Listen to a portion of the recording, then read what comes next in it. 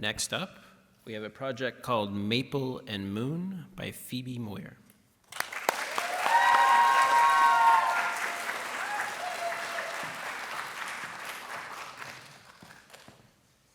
Good evening, everyone.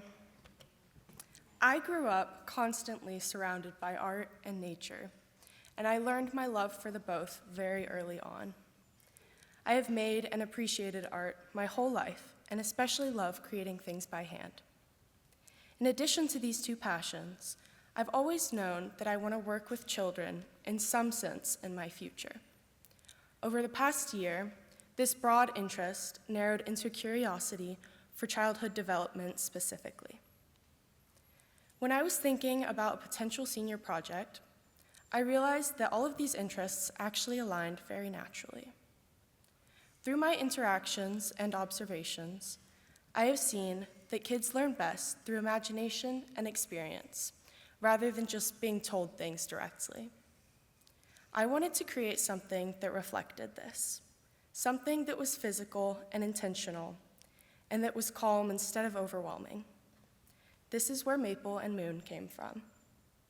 It felt like a way to combine all of my interests and everything I care about into something real that I could actually hold and then share with my community. That's some art of mine, by the way. Maple and Moon is the children's zine that I created, designed for ages 3 to 6. It follows the adventures of a dog named Maple with the guidance of the moon, who's there to support her. Each issue is created centered around a theme connected to nature or growing up, focusing mainly on one idea each. Maybe it's patience, change, or curiosity, explored in a very simple and visual way. And for those of you who aren't familiar, a zine is a small and self-published booklet. They're usually made by individuals or small groups, and they don't have any rules or formats to follow. This was the freedom that drew me in and became very important to me. I chose this format since they're usually handmade and experimental and not meant to be perfectly polished. Because I didn't want something that felt commercial. I wanted something where my process was visible and my creative voice could come through. So instead of focusing on making everything consistent or perfect, I focused on making it feel honest to myself and creative. I wanted this to be something where I could experiment and explore my own style without worrying about meeting a certain standard. When I thought about the tone of this project, I knew I wanted it to feel like a breath out. A lot of children's media today is really loud and bright, and most importantly, screen-based. And I knew I wanted to take this in a different direction. I thought back on my own childhood here at Waldorf, and I vividly remember the soft colors of the Eurythmy room, the beeswax, all the felt and natural textures, and the feeling of being read to or looking at something up close. This is the feeling I wanted to recreate. A place for kids to slow down and engage with the story and the art at their own pace. I need a water break. Oh no.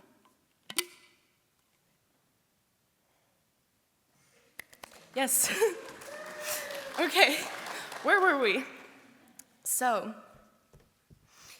my inspiration. Visually, I was inspired by the warm colors, blended lines, and more organic shapes. This is why I picked watercolors and pastels, because they naturally create that softer feeling. As I worked on the zine, my style changed a lot. In the beginning, I was trying to do everything very controlled and detailed, but I soon realized that this was limiting me and making the process more stressful. Once I allowed more variation, some of the pages turned out more intricate, some more minimal, softer, or more abstract. But instead of seeing this as a problem, it just became part of the project. Because it's a zine, like I said before, it didn't need to be perfect. And what it was and is an experiment and still evolving. This shift in my mindset made my work feel more alive, and my process started to feel fun. So the process itself started with planning the structure, deciding on the page count, the size, and how many issues I wanted to create.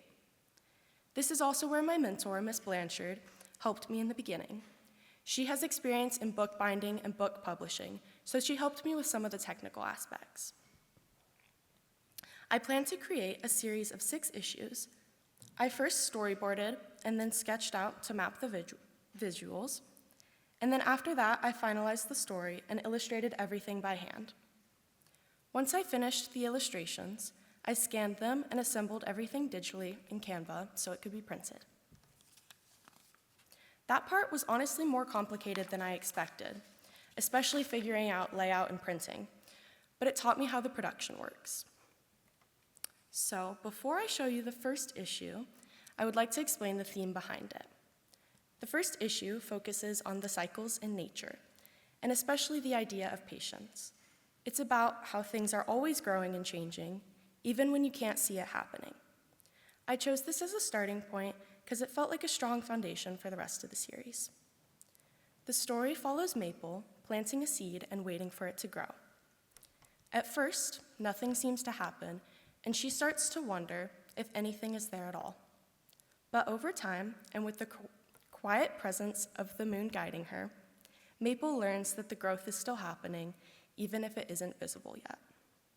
I used simple language on purpose and tried to let the illustrations carry most of the meaning.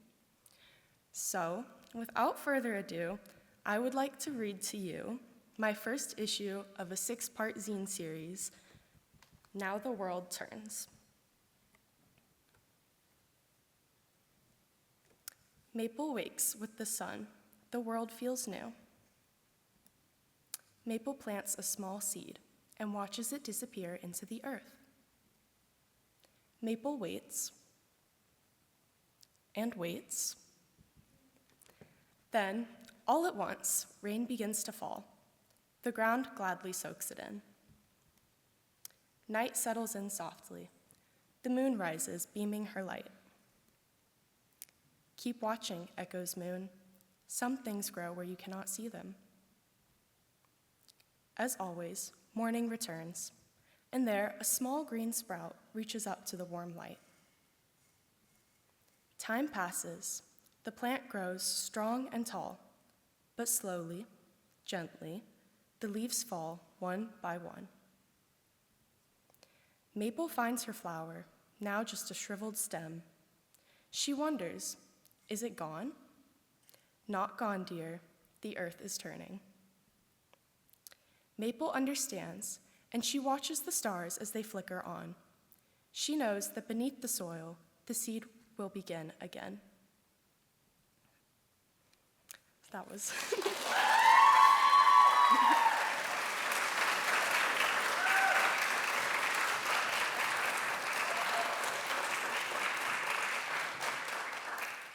So going forward, I would like to finish the next 5 issues and continue developing the series. Long term, I could see this becoming something larger, possibly including activities or other interactive parts, or writing a longer formatted book. I'm also interested in making this accessible, either through selling copies one day or donating them to classrooms. I also created a website and an Instagram to support the project.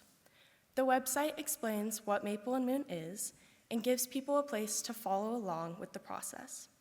And it also includes a way to sign up for updates or pre-orders by email so you can know when everything's finished and ready to come out.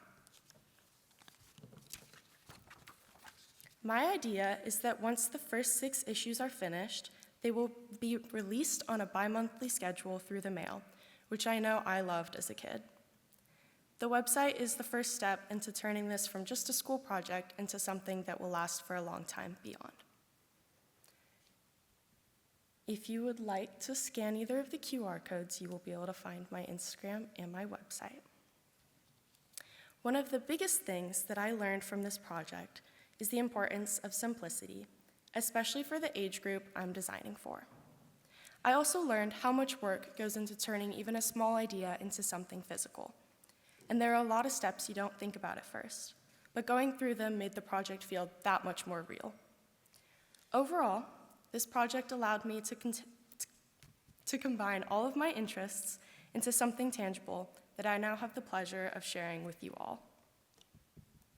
Before I close, I would like to say a few very important thank yous. I want to thank my mentor, Miss Blanchard, who was always there if I had any questions, my parents, especially my mom, for encouraging me over the past 4 years to write a children's book, and for supporting this project, Mr. Phillips and Miss Amy for supporting our whole class in this process, and then last, my sister, for being my first ever inspiration, my role model, and from whom I get a little bit of everything from. Thank you so much.